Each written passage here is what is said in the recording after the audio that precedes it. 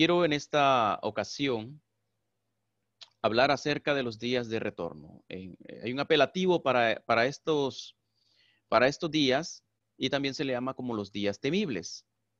¿Por qué los días temibles? Bueno, eso es lo que vamos a ver el día de hoy.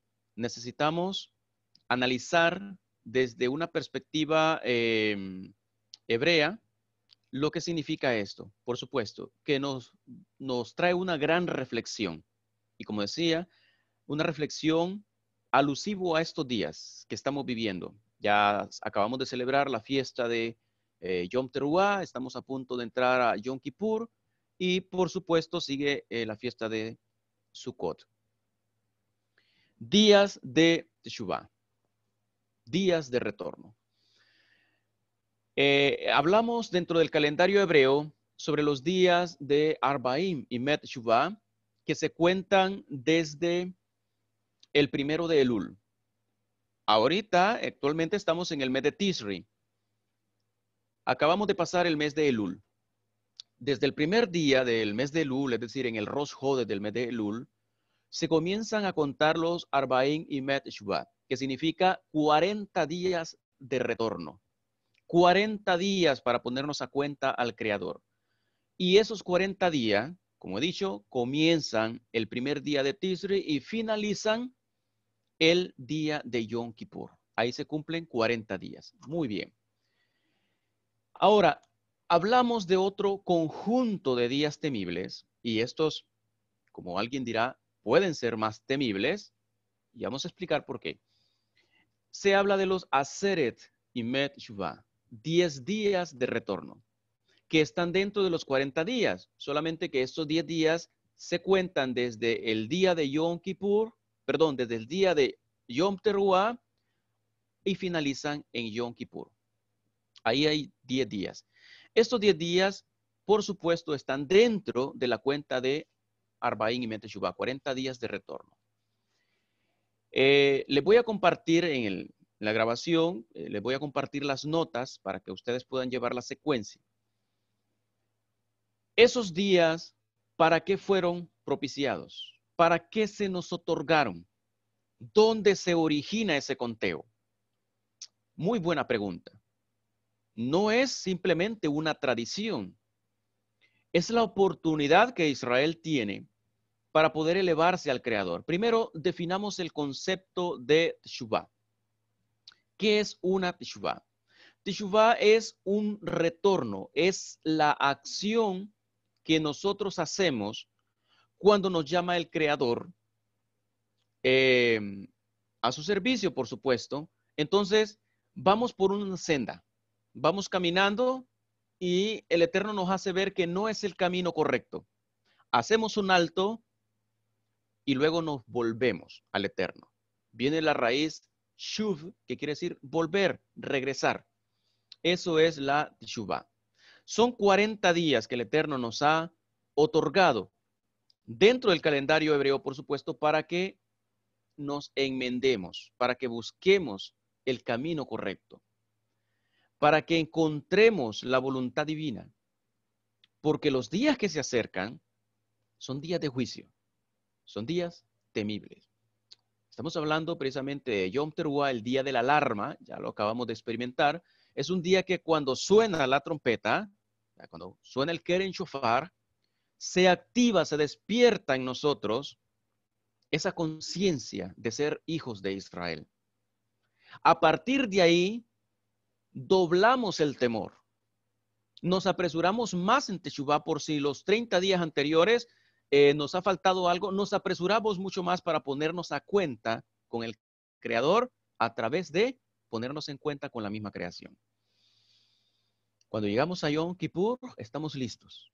Kippur viene de la raíz pur, que significa suerte. Aparte de llamársele el día de juicio, que realmente, literalmente se conoce como día de la suerte, o conocido también como Yom Kippurim, día de las suertes. La suerte que corremos ahí no es una suerte occidental, es una suerte de aspecto espiritual. Ahí en ese día es donde nosotros, haciendo obedientemente lo que el Eterno ordena, definimos nuestro próximo ciclo anual, hasta el próximo Yom Kippur.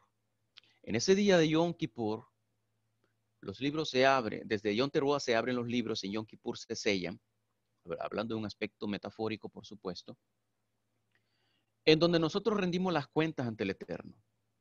Por eso el Eterno, con respecto a Yom Kippurim, dice, la persona que no aflija su alma en ese día, tiene caret, es un caret.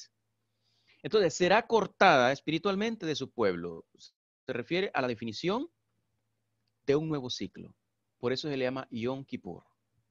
Yom Kippurim en plural, día de las suertes, día de la suerte. ¿Qué suerte vamos a correr ahí? O la que nosotros vamos a definir en Yom Kippur.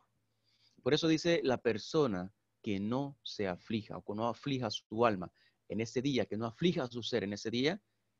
Entonces, está la definición. Caret. Y es tan importante, por eso se le llama el día del Eterno, el día temible, Yom Kippur. Ahí se concentra todo lo que nosotros somos y se define lo que vamos a hacer. Al final vamos a estar respondiendo a las preguntas, por supuesto, con respecto a este tema, con mucho gusto. El detalle es que no hay que esperar a Yom Kippur para tomar una definición a la carrera en ese día. Las Arbaim y Met Shuvah, es decir, los 40 días de retorno, es 40 oportunidades que tenemos para hacerlo.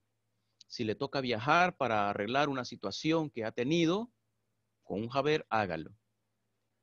Pero ya cuando termina el mes de Lul, viene la alarma, Haberim, ¿cómo están? ¿Ya lo hicieron? Si no lo hicieron, hay 10 días, hay que apresurarse, hay que correr, porque se acerca el día donde ustedes definen su situación para el próximo ciclo. ¿Ve? En las Aseret de Met Shuvah, desde Yom Teruah, suena la alarma. Vamos, por eso nos dice la Torah en Bamidbar, capítulo 10, nos dice que cuando suene Teruah, entonces el campamento debe estar listo para marchar. Obviamente, contemporáneo al mandamiento se refería al ejército que marchaba por el desierto, pero hoy somos un campamento del Creador, por supuesto, pero en otro aspecto, ya no vamos a la guerra, a pelear en el desierto, cuerpo a cuerpo, con armas, sino que ahora nos corresponde edificar a Israel, elevarnos espiritualmente, y hay luchas que tenemos siempre, así como las tuvo el Mashiach en su interior, y de eso vamos a hablar ya al final de la charla. Entonces, no es que vamos a esperar a que llegue Yom Kippur para arreglar las cuentas que tenemos pendientes. En Aseret y Met Shuvah, son los 10 días en los que estamos ahorita, es para apresurarnos el doble de lo que lo hemos hecho los 30 días anteriores. A estos días, por eso se le llama los días temibles.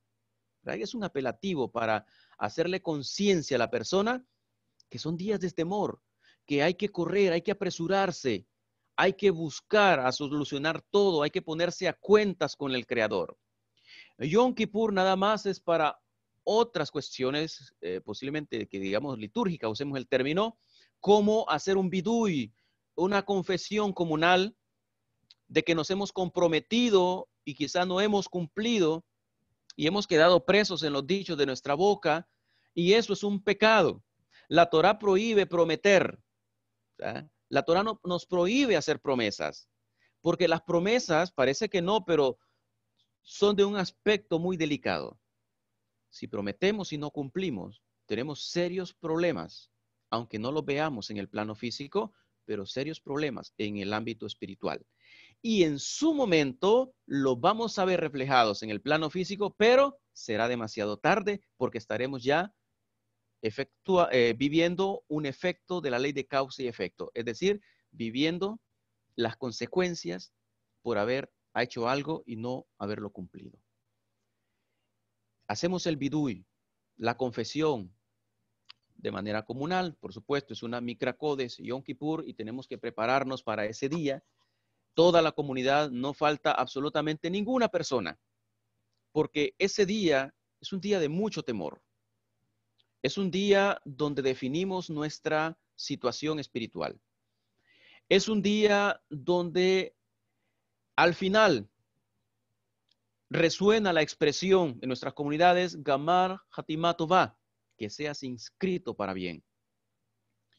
Y eso es lo que buscamos. ser inscrito para bien, para que un nuevo ciclo anual tengamos una vida espiritual muy placentera, muy efectiva, y podamos estar delante del Eterno siempre, firmes sin que nada nos mueva. Eso lo definimos en Yom Kippur. Y repito, no esperar hasta Yom Kippur para hacer las demás cosas. En Yom Kippur hacemos un bidui, hacemos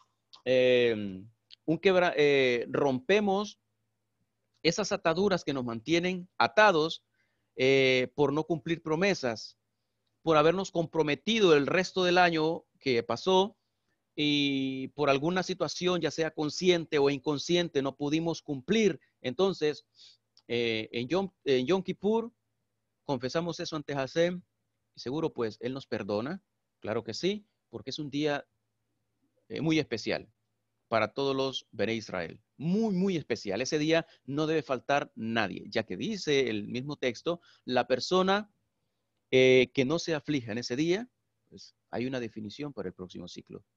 Será desarraigada espiritualmente de su pueblo. Bien, los 40 días, tan importante tomar en cuenta ello. Los 40 días, ¿de dónde se originan? ¿Por qué lo hacemos? ¿Dónde está en la Torah eso? Porque incluso Rabí Joshua, el Mashiach, lo hizo, lo observó, pero no encontramos un mandamiento específico que nos diga 40 días de retorno debes tener y 10 días dentro de los 40 días debes tener. No está de manera tan literal, pero está implícito a través de la historia. Siempre yo enseño en los estudios de Parashot que encontramos historias dentro de un texto de la Torá. Y esa historia no es para que nos entretengamos o un comercial para no aburrirnos de tanto leer leyes, no. Esas historias están basadas, o esas narrativas están basadas en lo mismo que dice la Torah. Es una manera diferente de presentarnos los mandamientos y le pone un poco de sabor cuando nos muestra las consecuencias a través de personajes que existieron, nos muestra las consecuencias que tuvieron por hacer el bien y las consecuencias que tuvieron por hacer el mal. Pero no quiere decir que no hay mandamientos dentro de la narrativa. Por supuesto que las hay. Por ejemplo, en el caso de Abraham Avinu, el Eterno le dice, lej leja, o sea, niégate a ti mismo. Rabí Joshua lo enseña como un mandamiento dentro de su escuela. Si no te niegas a ti mismo, no me puedes seguir. Ese es el primer requisito para entrar a la escuela del Mashiach. ¿Pero en qué se basó el Mashiach? ¿Existe un mandamiento en la Torah para todo Israel? Literalmente no, pero existe implícito en la historia de Abraham Avinu, y eso como descendientes de Abraham Avinu, como portadores de la promesa que el Eterno le dio a él, entonces se toma como un mandamiento. Ahora, los 40 días. Recuerdan que Moshe ascendió a Har Sinai 40 días y 40 noches. Pues no fueron solamente 40 días y 40 noches. Tuvo 3 ciclos de 40 días y 40 noches. Subió el primer ciclo, bajó, subió el segundo ciclo, bajó, subió el tercer ciclo, volvió a bajar, volvió a descender. En el primer ciclo, pues se maneja en la tradición de Israel que él asciende el día 6 del mes de Sivan y desciende el día 17 del mes de Tamuz, el mes de verano. Eso lo encontramos precisamente la primera ascendida que él da a Har Sinai en Devarim capítulo 9, verso 9 al verso 12. Nos dice de la siguiente manera: cuando ascendí al monte para recibir las tablas de piedra, las tablas del pacto que Hasem hizo con ustedes, permanecí en el monte 40 días y 40 noches, durante los cuales pan no comí y agua no tomé. Ahí Hasem me entregó las 2 tablas de piedra escritas con su dedo, y sobre ellas todas las palabras que Hasem les dijera en el monte, en medio del fuego, en el día de la asamblea, al cabo de los 40 días y las 40 noches. Hasem me entregó las 2 tablas de piedra, las tablas del pacto, pero entonces Hasem me dijo, pronto levántate y desciende de aquí, pues se pervirtió tu pueblo. Le dijo a Moshe, que tú sacaste de Egipto. rápidamente se apartaron del camino que yo les ordené, se hicieron un ídolo fundido. Bueno, Moshe baja, desciende del monte y se encuentra con este escenario de idolatría en medio del campamento. En ese momento sabe Moshe que si Israel recibe esos 10 códigos, Aseret, Adibrot, los 10 códigos o conocidos como las 10 palabras, los 10 mandamientos, Israel se hace acreedor de las consecuencias que vienen por no cumplir lo que está ahí establecido. Entonces, Moshe, por amor al pueblo, lo que hace es quebrar las tablas. Dice, antes de que sean destruidos por este acto, mejor no les entrego la ley, para que no sean acreedores de las consecuencias que vienen al faltarle a ella. Entonces Moshe quiebra las tablas. No las quiebra de enojo, por un desahogo, por un desaire, o porque tenía rabia en ese momento, no. Hace una acción muy elevada. Rompe las tablas donde estaban escritas las Aseret Adibrot, es decir, los 10 códigos por los cuales Israel debía regirse. Después esos 10 códigos fueron desglosados en Mishpatim, Jukim, etc. Esa fue la primera vez. Ahora, la segunda vez que Moshe asciende a Har Sinai, lo encontramos en el mismo libro, en el mismo capítulo de Barín, capítulo 9, verso 16 al verso 19, y nos dice, vi que en efecto, pecaron contra Hasem su Elohim. Ustedes se habían hecho un becerro fundido, rápidamente se apartaron del camino que Hasem les ordenara. Agarré entonces las 2 tablas y las tiré de mis manos. Las rompí ante sus ojos. Me posterné ante Hasem como la primera vez, 40 días y 40 noches. Está hablando aquí de una segunda vez. Me posterné ante Hasem como la primera vez, 40 días y 40 noches. Pan no comí y agua no tomé. Por las transgresiones que ustedes cometieron. Lo hice no porque yo quise hacerlo. Lo hice por amor a ustedes. O sea, buscando la compasión de Hasem para ustedes. El primer método lo hizo no entregando los 10 mandamientos para que Israel nos hiciera acreedor de consecuencias nefastas que vienen por faltar a esos 10 códigos. Entonces no les entregó la ley. Por las transgresiones que ustedes cometieron. Ustedes hicieron el mal ante los ojos de Hasem y provocaron su indignación. Yo estaba aterrorizado por la ira y la indignación de Hasem contra ustedes, hasta el punto de querer destruirlos, pero también esa vez Hasem accedió. Gracias a un gran líder que se sacrificó, estar 40 días y 40 noches ayunando por el bienestar de un pueblo, cuando tú no has pecado, no lo hace cualquier líder. Depositar ese tiempo, ese recurso vital que le corresponde a él para disfrutarlo por amor a un pueblo que peca, no lo hace cualquier líder. Moshe lo hizo y lo hace para buscar la compasión de Hasem. Moshe pudo percibir mediante Ruach HaKodesh, es decir, mediante una inspiración divina, mediante eso que lo tenía él y lo conectaba al Eterno, pudo percibir que el Eterno estaba indignado contra la actitud que Israel había cometido. Y no hay pecado que el Eterno aborrezca tanto como la idolatría. ¿Sabe por qué? Porque la idolatría se efectúa cuando algo ocupa el lugar y el tiempo que le corresponde a nuestro Creador. A nuestro Creador. Nuestro Creador nos hizo para que nosotros dediquémosle tiempo a Él. Pero si no lo hacemos y nos distrae algo, y ese algo ocupa el lugar que le corresponde al Eterno en nuestro ser, en hebreo se le llama Avodah Zará, lo que traducen como idolatría, pero Avodah Zará literalmente significa servicio extraño, servicio ajeno.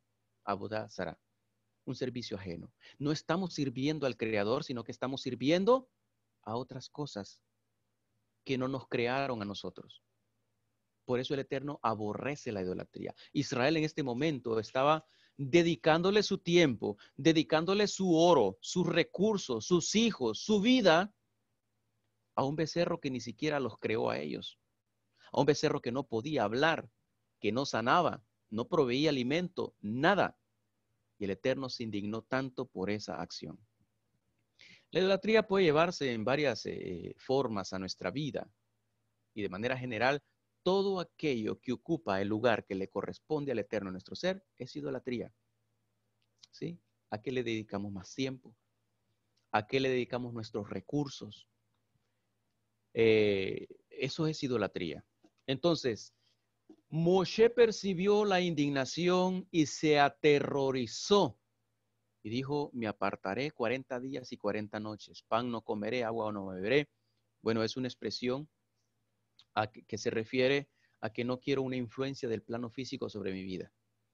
El agua que satisface tu sed del cuerpo, el pan que satisface tu alimento, tu hambre en el cuerpo, pues simboliza en expresión idiomática, no tuve influencia en el plano físico, me abstuve de eso para que de todas esas influencias que satisfacen el beneficio corporal nada más. O sea, satisfacen lo que yo quiero, me influencian mal. Entonces, esta es la segunda etapa. La tercera etapa, y es la más importante, esta segunda etapa, digamos, él desciende el 17 de Tamuz, se encuentra con ese pecado de la idolatría, y el 19 de Tamuz, pues, él se aparta y termina el 29 de Av. Curiosamente, en este periodo de Tamuz y del mes de Av, es donde ha sucedido cíclicamente muchas desgracias para nuestro pueblo. La destrucción del primer templo, la destrucción del segundo templo, los exilios, los genocidios y tantas situaciones que han venido como consecuencia a nuestro pecado, han sucedido en ese tiempo. Porque ahí sucedió la desgracia del becerro del oro y Moshe, por eso les dije al inicio, mediante Ruach HaKodesh pudo percibir esta situación y que, ¿por qué no decir? Pudo hasta percibir lo que estaba pasando, lo que iba a pasar en Israel por las acciones que estamos cometiendo en esos días. La tercera etapa, él asciende en el primero de Lul, ¿sí? Y desciende el 10 de Tisri. Aquí se originan los 40 días de Teshuvah. El líder de Israel es llamado por el Eterno el primero de Lul al Har Sinai y desciende en Yom Kippur. Y ya queda establecido qué es lo que tenemos que hacer ahí. Dice Devarim, capítulo 10, verso 1 al verso 5. Entonces me dijo Hasem, labra para ti 2 tablas de piedra, como las primeras, y asciende hacia mí en el monte. Haz también un arca de madera. Yo escribiré sobre las tablas las palabras que había sobre las primeras tablas que quebraste y las pondrás en el arca. De modo que hice un arca de madera de acacia. Corté las 2 tablas de piedra como las primeras y ascendí al monte con las 2 tablas en mi mano. Él inscribió en las tablas la misma escritura que la primera vez, los 10 códigos que Hasem les había dicho en el monte por medio del fuego, el día de la asamblea. Entonces Hasem me entregó estas tablas, luego di la vuelta y descendí del monte, deposité las tablas en el arca que había hecho y ahí quedaron tal como me ordenara Hasem. Y esto que he establecido, o sea, se está haciendo en los días que conocemos como Arbaim y Meteshuvah, días temibles. ¿Por qué días temibles? Porque arriba, en el Har Sinai, se está definiendo qué va a pasar con Israel. Moshe asciende la primera vez, dice, Israel no merece esta ley, lo quebramos, no lo merece, para que no sea acreedor de lo que le pueda venir por faltar a estas leyes. La pregunta es, ¿por qué el Eterno no se enojó con Moshe por quebrar algo que él había escrito? Algo sagrado, que se consideraba sagrado. Moshe lo quebró, lo arrojó a tierra y lo quebró. ¿Por qué no se molestó el Eterno con Moshe por eso? Porque Moshe estaba haciendo una acción muy elevada. A lo que el Eterno, entonces la indignación del Eterno fue hacia Israel por la idolatría que estaba cometiendo. Por la idolatría. Y luego el Eterno le dice, después de que Moshe está intercediendo para que la benevolencia del Eterno sea a favor de Israel, a pesar del pecado que había cometido, está intercediendo y el Eterno dijo, está bien, voy a acceder. Ahora, prepárate otras 2 tablas como las primeras y asciende al mí. Ven al monte, vamos a definir qué hacer con este pueblo. Ven, en secreto, vamos acá. 40 días, vamos a definirlo en secreto. La cuestión no solamente era eso, que Moshe iba a estar delante de Hasem, definiendo la situación futura de Israel. El detalle es que Israel estaba abajo, fuera de Har Sinai, enfocándose en hacer actos que mostraran una teshuvá genuina. Imaginemos que de arriba estaban observando todo, porque para escribir 10 palabras, ¿cuánto tiempo se necesita? ¿40 días y 40 noches? No. En 2, 3 minutos se hacen. Pero se necesitaba ese lapso para observar a Israel su comportamiento. Ya no vuelven a ser otro becerro, ¿no? Ok, se merecen las Aseret Adibrot.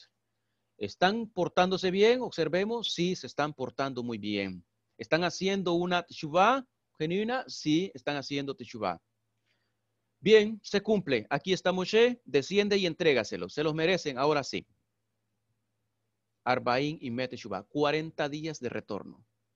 La situación no es que solo por ser Yom Kippur y estar ahí presentes, ya ganamos el cielo. No. La situación la venimos definiendo desde el 1 de Elul, cuidando nuestro comportamiento, alejándonos de toda mala influencia. Recordemos que el ser humano, su reacción es de acuerdo a la influencia más próxima que tenga. Así va a reaccionar el ser humano.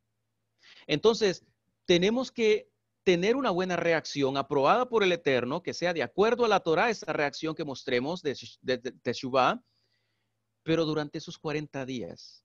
O sea, no son 40 días para que hagamos lo que querramos. Esos 40 días nos corresponden para que mostremos ante Hashem si en verdad merecemos entrar a Yom Kippur para poder romper las ataduras que nos han venido atando por nuestra propia decisiones de prometer y no cumplir, para confesar nuestros pecados. No es que solamente vamos a entrar y ya recibí Yom Kippur, ya hice el ayuno y el mundo está conquistado. No, no es así. Es un trabajo de 40 días. Y ahora mismo ya hemos entrado en los Aseret y Meteshuvah, desde Yom Teruah, estamos doblando ese apresuramiento y esa efectividad para enmendar nuestro camino ante Hashem. Qué terrible es eso, ¿no? Para el ser humano. Tenerse que negar a sus propios deseos, tenerse que negar a complacer su egocentrismo por ser digno de entrar a un día que va a definir su suerte para el próximo ciclo, como Yom Kippur. Entonces, cuando baja Moshe, ya queda establecido, ese día, Yom Kippur, debe ser observado y toda alma debe afligirse. La persona que no se aflija en ese día, entonces ya tiene las consecuencias. Y estamos hablando de Teshuvah. Definamos el concepto, ¿qué es Teshuvah? Teshuvah no es arrepentimiento. No podemos llamarle simplemente días de arrepentimiento, es días de retorno. El retorno se efectúa después de habernos arrepentido. Ahora, en hebreo, arrepentimiento se dice jaratá. Jaratá es ese remordimiento de conciencia que llega a mí cuando reconozco que fallé y comienzo a sentirme mal y digo, algo tengo que hacer para enmendar esto, he quedado mal. Recordemos que buscar la conciliación, buscar el perdón, perdonar es para valientes. Y eso no le quita nada a nadie. ¿Sí? No le quita nada. Por el contrario, le pone. Eso es tener humildad. Es tener sencillez. Es mostrar que vivimos un camino de Teshuvah. Entonces, no se trata simplemente de hacer una jaratá, un arrepentimiento. Cualquiera se arrepiente. Pero ¿qué pasa? Se arrepiente por un pecado que cometió y se presenta, como la vida es cíclica, se presenta otra vez el escenario para tentarlo y vuelve a caer. Entonces, ¿de qué le sirvió el primer arrepentimiento? De nada. Y vuelve a arrepentirse una segunda vez. Y como la vida es cíclica, vuelve a presentarse el escenario para tentarlo, para probarlo, y vuelve a caer. ¿De qué le sirvieron las 2 veces que se arrepintió antes? De nada, y vuelve a arrepentirse una tercera vez. Entonces, lo efectivo es hacer una teshuvá. Teshuvá es que yo no siga por el mismo camino que iba, arrepintiéndome y arrepintiéndome cuantas veces yo peco. La teshuvá es retornar de ahí, salirme de ese sendero que me provoca muchas oportunidades de pecar y que peco, sino que hacer una teshuvá y buscar el camino correcto. La parashá Sinú nos dice que todos los caminos del Eterno son rectos y justos. Entonces, nos acoplamos en un camino del Eterno y vamos retornando al Creador. Eso es una teshuvá. Y estos días es precisamente para eso, no es para estar arrepentidos. No es esperar a llegar a Yom Kippur para llorar, para remorder para darle cabida al remordimiento de la conciencia, para confesar un pecado, para hacer esto y lo otro. Llegar a Yom Kippur es simplemente como para guardarme en un día que voy a cerrar con broche de oro por la teshuvá que he hecho por 40 días. Y ese día, al culminar, yo puedo decir, ya definí mi suerte para el próximo ciclo. Gamar Hatimatova, que seas inscrito para bien. ¿Sí? Esa es la realidad. Rabbi Joshua, como les dije al inicio, hizo estos 40 días también. Y los hizo de una manera que muchas veces es mal interpretado. Vamos a definir eso, vamos a explicarlo muy bien. Luego al final le damos cabida a las preguntas para la respuesta con la ayuda de Hassan, por supuesto. Nos dice el texto en Todot de Joshua, capítulo 9, en el formato hebreo y en el formato griego, que es Mateo 4, verso 1 al verso 3, nos dice la siguiente manera, dice, Os Luka Yehoshua Baruach Akodesh Lemidbar. Y fue llevado Yehoshua en la inspiración divina al desierto. El estudiante simplista se imagina que un espíritu lo tomó y lo llevó volando y lo colocó en el desierto. No existe esa figura. En la misma inspiración que se conectó Moshe y pudo percibir la ira y la indignación que el Eterno tenía por el pecado y la idolatría de Israel, en ese mismo modo, Rabbi Joshua es llevado a un plano, ¿verdad?, de Teshuvah. Pero ¿cómo hacer Teshuvah si era el Mashiach? Precisamente por eso fue el Mashiach, porque él hizo una verdadera Teshuvah. Era una persona normal, mortal, pero con una definición espiritual puntual, con un estilo de vida totalmente definido, con una elevación espiritual muy bien dada. Entonces fue llevado Yehoshua en Ruach HaKodesh al desierto para ser probado por el Satán. No es el escenario de que, bueno, un espíritu viene, lo toma, se lo lleva al desierto y lo coloca y le dice a otro personaje, mira, tiéntamelo a ver si este es bueno para ponerlo como Mesías. No es eso. El Satán, o sea, se refiere al adversario, todo aquello, o nosotros mismos, cuando le damos cabida a esa tentación de sucumbir ante una tentación que únicamente va a satisfacer nuestro ego, pero va contrario a la voluntad divina, ese es el Satán. Satán es adversario. Satán se toma también para acusador. O sea, yo mismo soy el Satán. Si yo me acuso ante Hashem, si yo adverso el propósito de Hashem en mi vida, la culpa no es de ningún personaje imaginario que creó el sistema grecorromano. El Satán fui yo. Yo lo hice. Yo me opuse al propósito divino. Entonces el Mesías, Rabbi Joshua, perdón, como mortal, fue tentado por sí mismo. Y dice que él hizo una teshuvá 40 días y 40 noches. Si se apartó e hizo una teshuvá 40 días y 40 noches, es porque era tentado, por supuesto. Por eso nos dice el mismo texto que dentro de ello se acercó el probador y le dijo, está narrando en expresión idiomática, usando alegorías, el autor, dice que le dijo, mira, si eres hijo del Eterno, vamos, si eres el elegido, diciéndose a sí mismo, haz algo, usa tus poderes para esto, convierte esta piedra en pan, vamos, conviértelo. Ese es un indicio o una señal de que había una tentación de que él podía satisfacer sus deseos egoístas, pero él se negó. Él se negó. ¿Sí? Nosotros podemos ser tentados en cualquier cosa y no esperemos a que venga un personaje exterior a nosotros o ajeno a nosotros y nos diga, haz esto si eres un hebreo. No, nosotros mismos, seamos sinceros, por nuestra mente pasan muchas ideas y pasamos muchas veces esas situaciones que somos tentados. ¿Qué pasará de mí? Por ejemplo, una tentación como moré, en mi oficio como moré, puede ser, si eres un moré, ¿por qué no haces algo? Vende tus parashots, crea buenos cursos hebreos y véndelos. Es la oportunidad de enriquecerte. La gente está sedienta de Torah y de aprender idioma hebreo. ¿Por qué no lo haces? Puede pasar esa tentación en una persona con oficio de moré. Pero si no lo hace, es porque vive una teshuvah. Lo mismo pasó con Rabbi Joshua.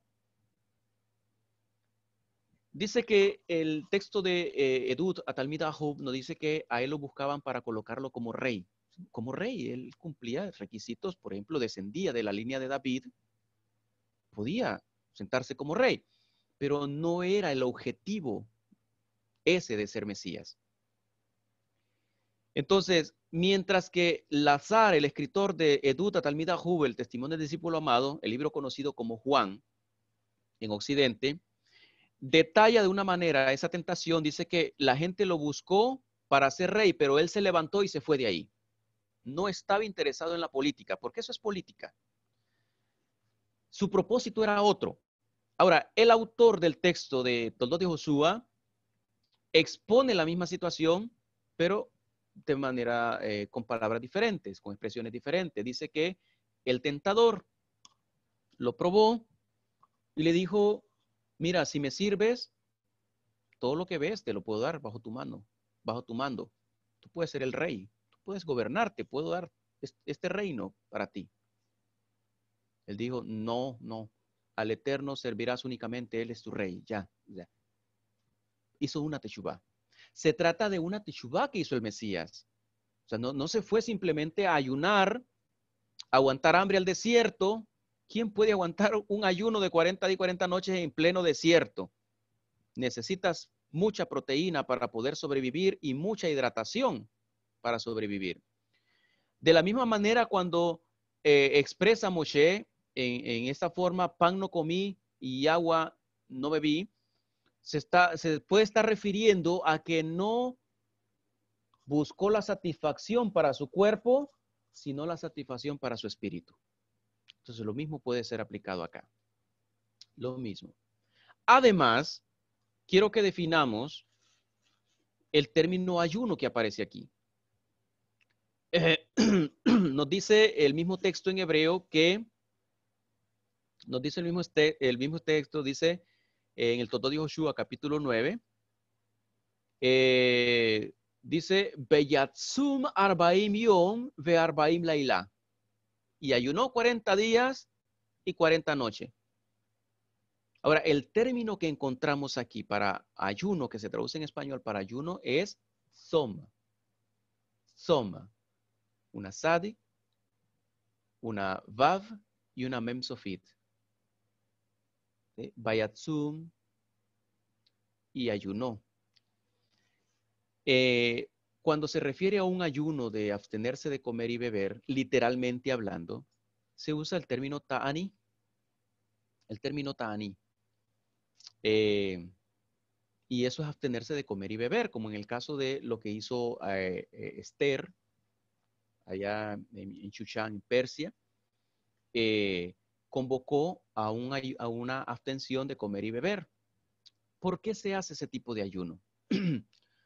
Para que nuestro tiempo se concentre en un objetivo y no se esté compartiendo en la preparación de comida, en el consumo de comida, sino que nos enfoquemos en lo absoluto en un propósito. ¿Sí? Por eso, y hagamos más fuerza.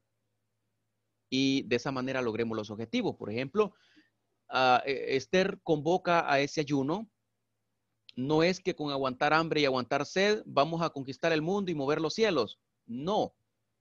sino que es para concentrarnos como comunidad, porque preparar, atender la casa, preparar comida, preparar el agua, prepararnos para comer implica tiempo. Y vamos a tener un periodo interrumpido y no nos vamos a concentrar en lo que estamos haciendo para lograr un objetivo. Entonces, de esa manera, todos alrededor del palacio vamos a concentrarnos y a exigir, vamos a protestar, vamos a exigir a tiempo completo hasta que se nos escuche que debe ser derogado ese decreto de muerte por los judíos. Por eso. Ahora, el otro término de ayuno es son, que no necesariamente hay que abstenerse de comer y beber. Y eso lo encontramos detallado en el texto de Yeshayahu, capítulo 58. Lo voy a buscar para darles lectura de manera literal.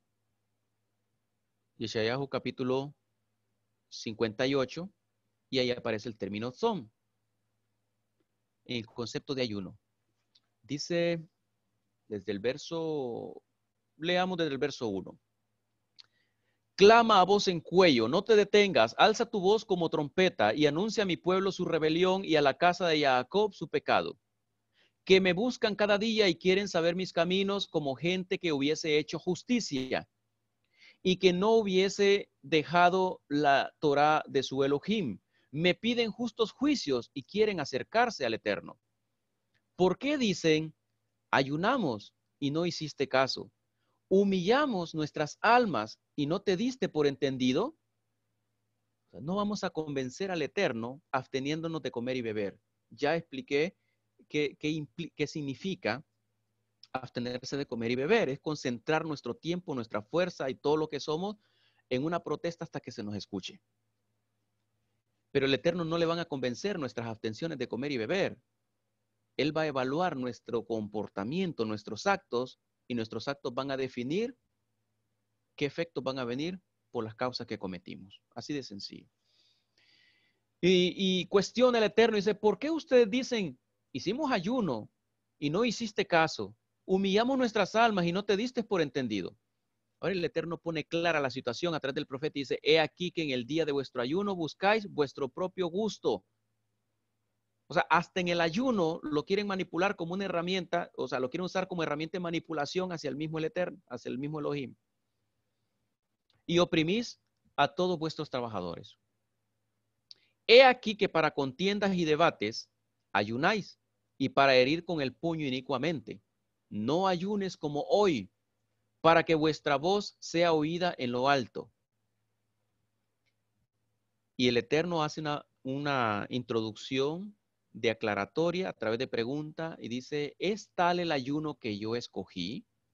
Que de día aflija el hombre su alma, que incline su cabeza como junco y haga cama de silicio y de ceniza. ¿Llamarán ustedes a esto ayuno y día agradable al Eterno? ¿No es más bien el ayuno que yo escogí? Desatar las ligaduras de impiedad, soltar las cargas de opresión y dejar ir libres a los quebrantados y que rompas todo yugo.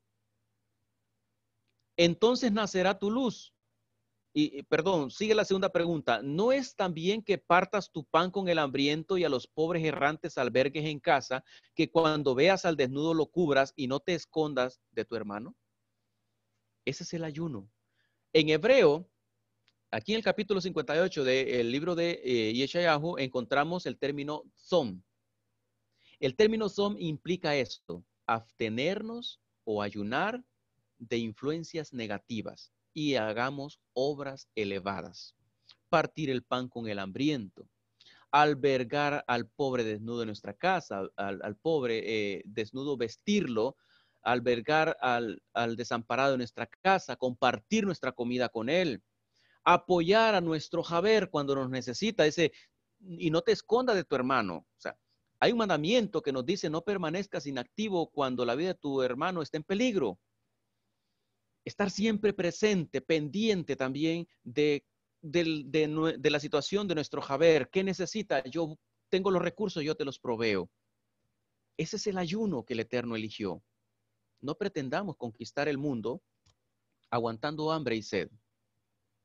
Eso simplemente se torna en el aspecto religioso como una herramienta, según el religioso, de manipulación. No, ya ayuné, ahora el Eterno tiene que contestarme. Estoy ayunando por un carro, estoy ayunando por una casa. Eso no funciona. No ayune por cosas materiales. Trabaje si las quiere alcanzar. Entonces, nacerá tu luz, dice el verso 8, como el alma. Solo haciendo así nacerá tu luz como el alba, y tu salvación se dejará ver pronto, e irá tu justicia delante de ti, la gloria del Eterno será tu retaguardia. Hasta entonces podrás invocar al Eterno y Él te oirá. Clamarás y él dirá, heme aquí. Si quitases de en medio de ti el yugo, el dedo amenazador y hablar vanidad, etcétera, etcétera. El texto es muy precioso para meditar en él. Entonces el Eterno dice a través del profeta Yeshayahu, la teshuvá, eso es el ayuno que debemos hacer. ¿Cuántos hemos ayunado estos 40 días? En el aspecto de Som, hemos partido el pan con el hambriento, hemos ayudado al pobre, hemos vestido al desnudo, hemos roto los yugos, hemos quebrantado las cadenas, hemos proveído libertad a los quebrantados, etcétera, hemos ayudado a edificar. Si hacemos todo eso, es porque eso es una reacción, consecuencia de una buena influencia. Todo lo contrario es una reacción, consecuencia de una mala influencia. Entonces, ese ayuno en el término som, implica abstenerme no de comer y beber, sino abstenerme de toda mala influencia. Abstenerme de toda mala influencia. Ese es el punto. Entonces, lo que registra el autor del Toldot de Josué dice Bayatzum, utiliza el término som. En otras palabras, y se abstuvo Rabí Josué 40 días y 40 noches de muchas malas influencias. ¿Cómo? La gente lo buscaba para ser rey. Se levantó y se fue. La gente lo buscaba quizás para hacer pruebas. Vamos, utiliza sus poderes para que nos entretenga. Convierte esta piedra en pan. Vamos. Y así nos das de comer. Se abstuvo de complacer situaciones egocentristas. Se abstuvo de servir a la colonia romana. Porque en esa situación los romanos tenían colonizado Israel. Se abstuvo de servir a los romanos. Sabemos que muchos coanín en ese tiempo estaban complaciendo a los romanos. Los romanos quitaban, ellos ponían y quitaban sacerdotes. Entonces era terrible la situación que se vivía ahí. El aspecto de los días temibles es precisamente eso, hacer un retorno Hashem. Rabí Josué lo hizo, nos da la lección.